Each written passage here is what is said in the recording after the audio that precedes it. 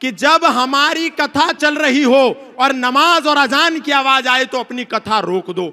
अरे बावड़ो, वो जो आवाज आ रही है ला इलाहा इल्लल्लाह मोहम्मद रसूल अल्लाह अशहदु अल्ला इलाहा इल्लल्लाह हुआ अशहदु अन मोहम्मदन अब्दुहु व रसूलहु, वो कोई इबादत नहीं है। वो तो कह रहे हैं अल्लाह के सिवा कोई इबादत करने योग्य है नहीं और मोहम्मद साहब के सिवा उसका कोई रसूल है नहीं। इसीलिए जब हम अपने क्षेत्रों में राम यात्रा लेकर के निकलते हैं तो पत्थर बरसा करके इसका प्रमाण दिया जाता है कि हमने रोका था कि अल्लाह के सिवा कोई इबादत करने योग्य नहीं है, तुमने क्यों की, इसीलिए तुमको पत्थर मिलेगा। हमारा वेद तो कह रहा है अयम निजा परोवैती गणनाम लघु चेतसाम उदार चरिता नाम तु वसुधैव कुटुंबकम, लेकिन उनकी कुरान क्या कह रही है, कातिलुल लजीना ला युमिनूना बिल्लाहि वला बिल यौमिल आखिरी वला युहर्रिमूना मा हर्रमल्लाहु व रसूलहु वला यदीनूना दीनल हक मिनल लजीना ऊतुल किताब हत्ता युअतुल जिज़यत अय दिव्यहुम सागिरून।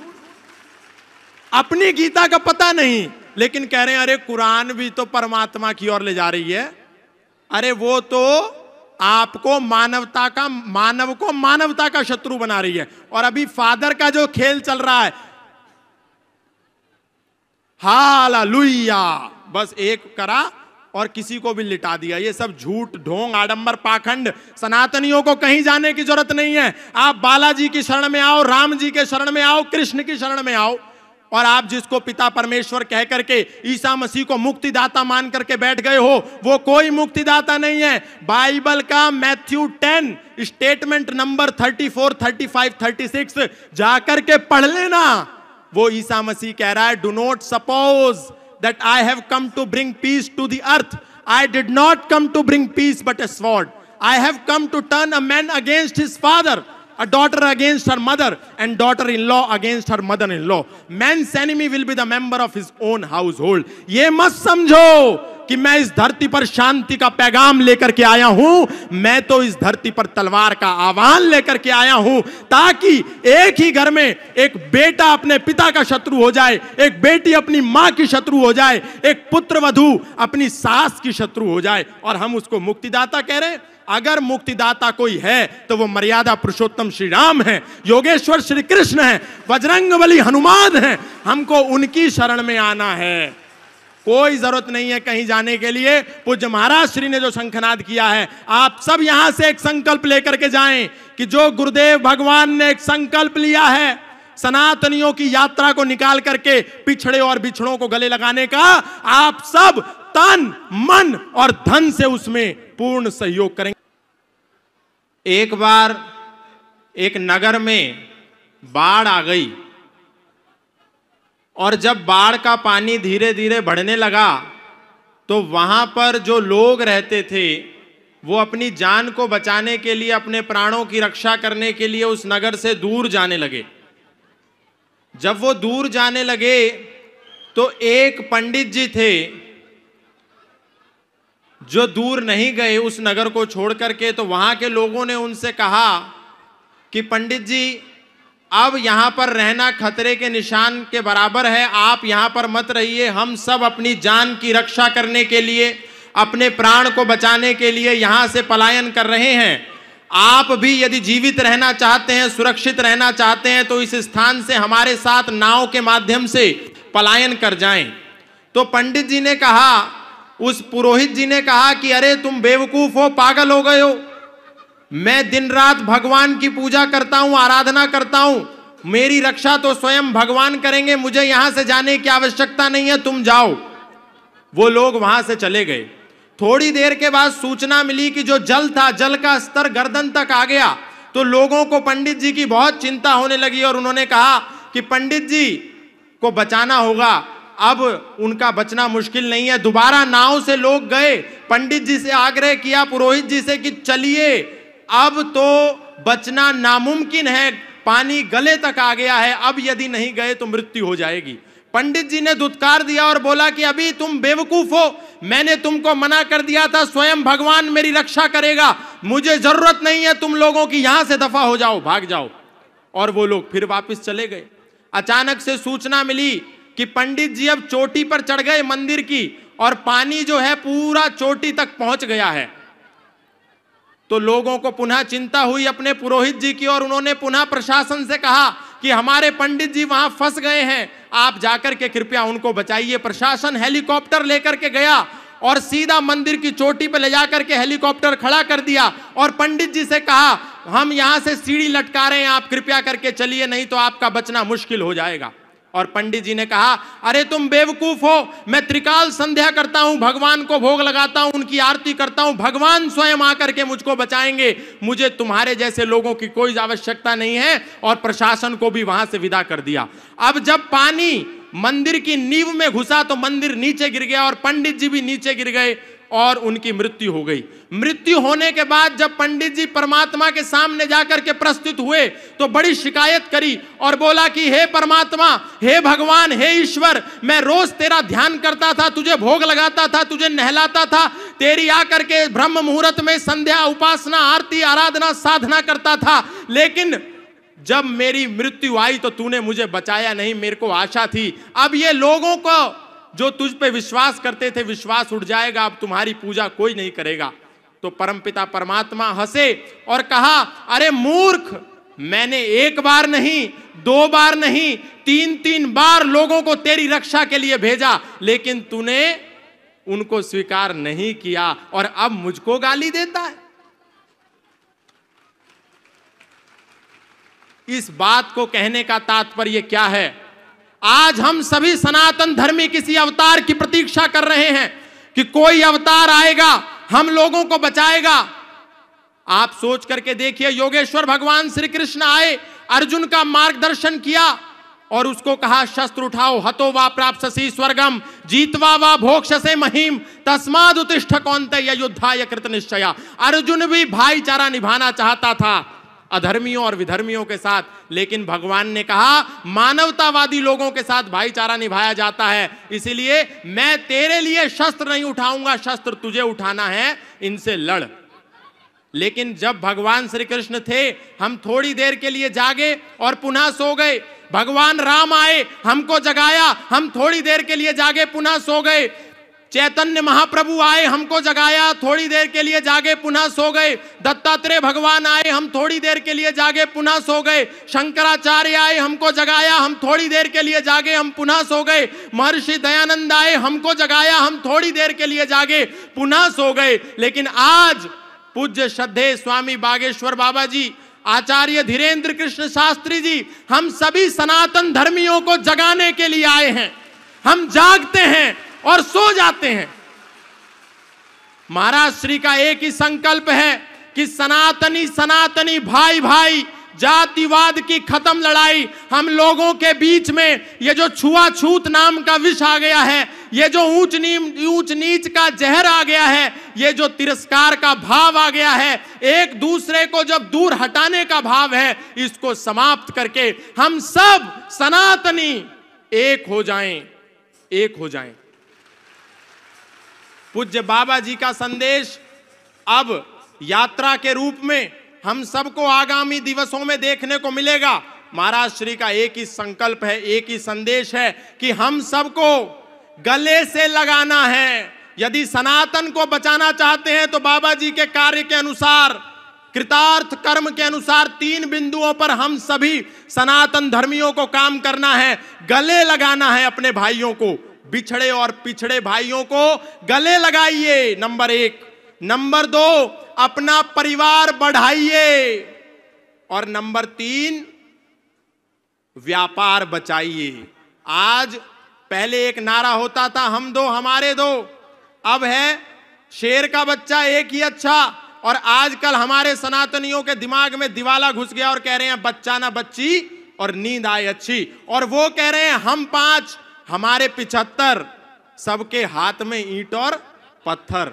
तो ये भावना जो है गुरुदेव की कि टूट टूट जातियों में बंटते रहे हम, कारण यही था कई सदी कटते रहे हम।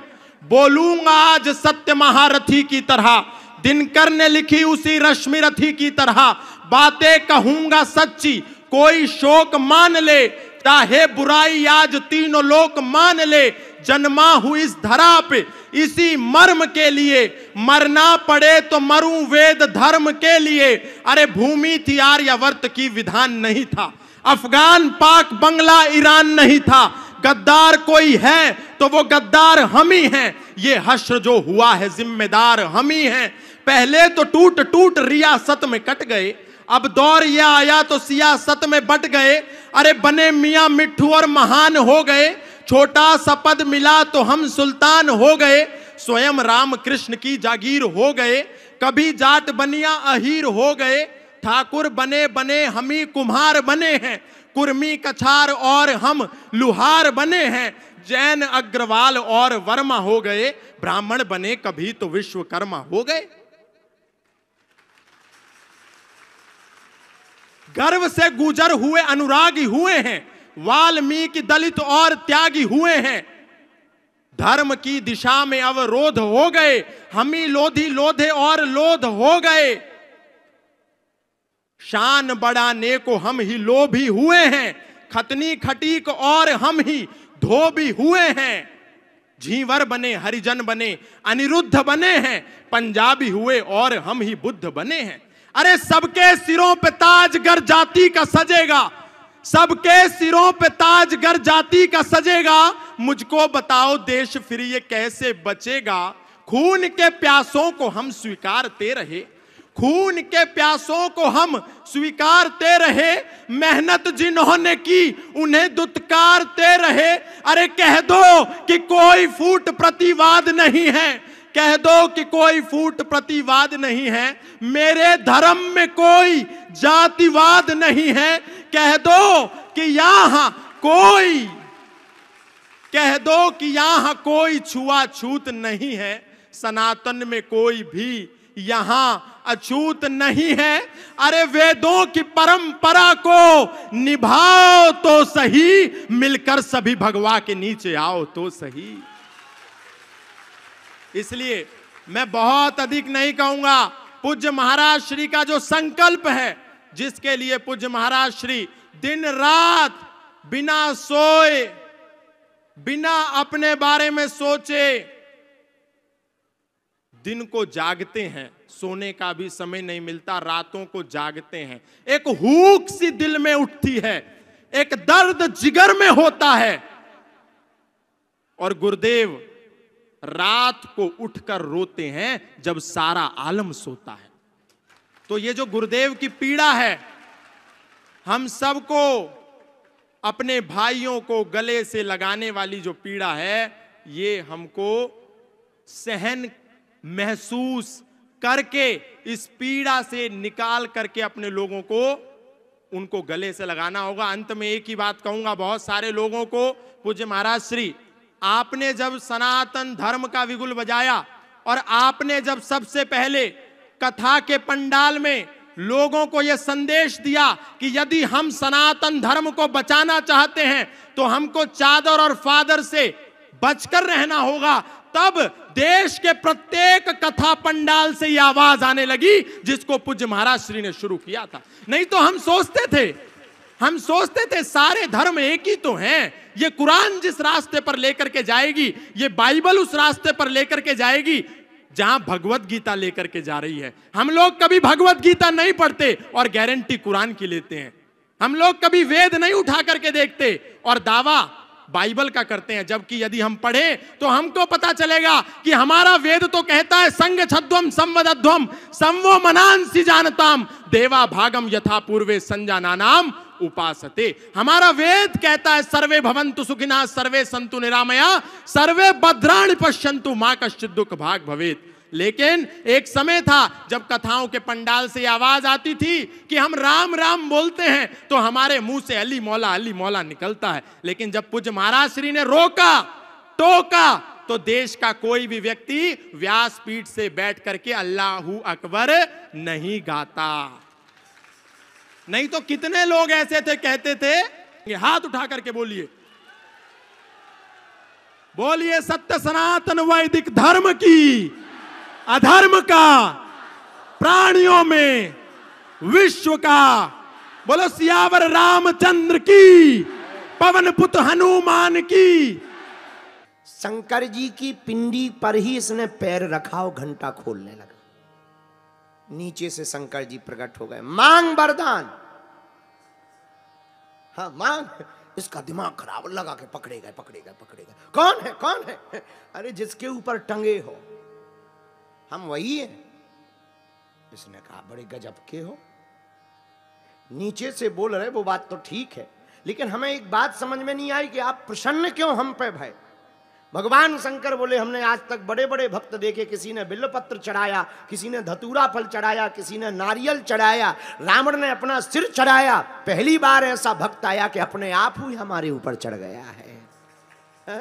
इसलिए हम प्रसन्न हो गए। मांगो हमसे। यहाँ पर ये भजन सिद्ध होता है, न जाने कौन से गुण पर दया निधि जाते हैं, न जाने कौन से गुण पर दया निधि जाते हैं। यही सब ग्रंथ कहते हैं, यही सब वेद गाते हैं, यही सब कहते हैं, यही सब वेद गाते हैं। भगवान किस गुण पर रीझ जाए? अच्छा बुरा ना मानना, कई बार पढ़े लिखे लोगों को भगवान देरी से मिलते हैं, हमारे जैसे अनपढ़ों को जल्दी मिल जाते। ये भगवान का स्वभाव, क्योंकि पढ़े लिखे लोग दिमाग से खेलते हैं और अनपढ़ लोग दिल से खेलते हैं। दिमाग से चलने वाले को परमात्मा की प्राप्ति देरी से होती है और दिल से चलने वाले को परमात्मा की प्राप्ति अति शीघ्र हो जाती है। अच्छा इसका मतलब ये नहीं है कि तुम भी मूर्ख बनना, अर्थ का अनर्थ मत कर देना कि तुम भी मूर्ख बनना। नहीं नहीं नहीं, ज्ञानी तो होना चाहिए पर ज्ञानाभिमानी नहीं होना चाहिए। ज्ञानी होना चाहिए पर ज्ञानाभिमानी नहीं होना चाहिए। विद्या तो हो पर विद्या का अभिमान ना हो। विद्या ददाति विनयम, विद्या जिसके पास होगी वो विनम्र होगा। अध जल गगरी छलकत जाए। जो आधे अधूरे होते हैं वो ज्यादा उचटते हैं। हमारे जैसे अधूरे संगीतज्ञ ज्यादा हाथ हिलाएंगे। जो नया नया संगीतकार बनता है वो ज्यादा और जो वास्तविक संगीतकार होता है वो ज्यादा नहीं करता, नहीं ज्यादा शरीर ना। अच्छा जो नया नया तबला वाला बजाएगा वो ज्यादा, हाँ नया तबला वाला ऐसे कि बिल्कुल लगेगा कि पूरा बिल्कुल मलक रहा है, 360 का वाइब्रेशन मोड में आ गया। और जो वास्तविक अच्छा तबला वाला होगा वो ज्यादा नहीं, ज्यादा से ज्यादा ऐसा, बस इतने में ही। भगवान प्रेम बस रीझते। पूतना मौसी पर ठाकुर जी ने कृपा की। पूतना मौसी का उद्धार हुआ, आगे तृणावर्त का उद्धार हुआ। भागवत में नंद बाबा आ गए। एक कथा बड़ी अद्भुत है।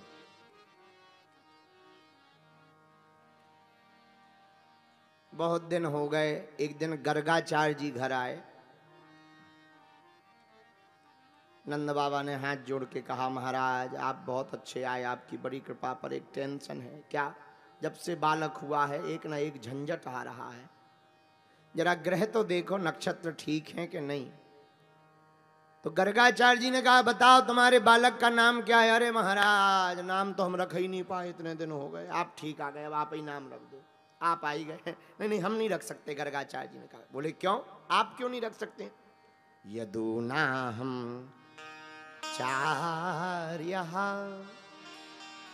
क्या तस्य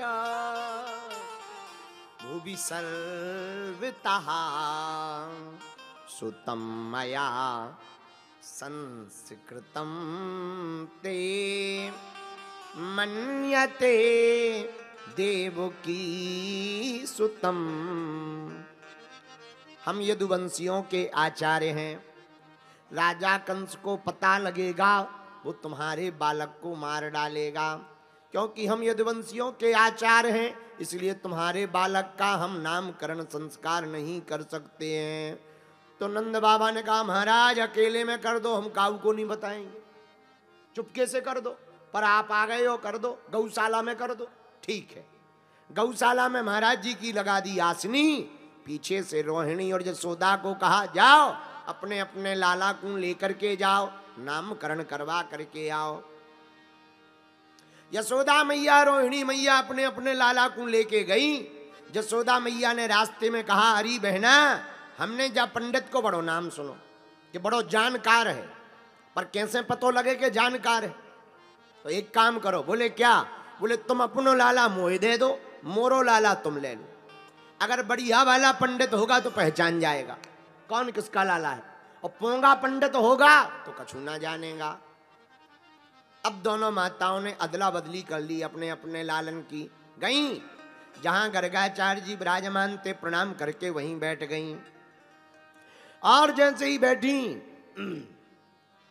तो सबसे पहले यशोदा की गोद में पड़े हुए रोहिणी नंदन पर नजर गई, और जैसे ही रोहिणी की गोद में पड़े हुए यशोदा नंदन पर नजर गई, सोई आंखें टिक गईं। बोलो सीताराम।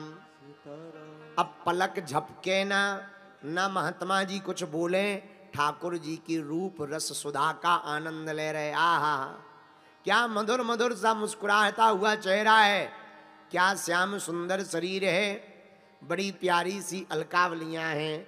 अभी बाल आए नहीं हैं ठीक से, अभी दंतावली आई नहीं है, पर प्यारे से मुखमंडल को देख करके, पाद तलवों को देख करके द्रवीभूत हो गए। 2 मिनट है गई, 5 मिनट है गई, 10 मिनट है गई, बाबा जी कुछ ना बोले। यशोदा मैया जी खुसर पुसर करने लगी, कहीं बाबा जी टे तो नहीं बोल गए। हाँ, रोहिणी मैया थे बोली बहन हमको बाबा जी कछु दाल में काला लगे। ओ महाराज महाराज, अरे पंडित जी, ओ महात्मा जी, कछु ना बोले। वो तो रूप रस सुधा का आनंद ले रहे। अरे बहुत देर है गई, सोई यशोदा मैया बोली हे भगवान, इन्हें टें बोलना तो गौशाला में, बाहर टें बोल जाते कलंक और लगेगा। रोहिणी मैया बोली चुप है जाओ, या सुना बोलो। हाथ पकड़ के हिलाया, ओ महाराज। सोई आंख खोली, हाँ हाँ हाँ हाँ हाँ मैया, हाँ मैया। तब यशोदा मैया की सांस में सांस आई। अरे भैया भगवान की बड़ी कृपा है, जिंदा है महाराज। महाराज नामकरण तो कर दो। हाँ, अयम ही रोहिणी पुत्रो रमयन स्वहदो गुणे। यशोदा मैया की गोद में बालक को देख करके गर्गाचार्य जी बोले अयम ही रोहिणी पुत्रो, ये जो बालक है ये तुम्हारा नहीं है, ये रोहिणी नंदन है। अयम ही रोहिणी पुत्रो।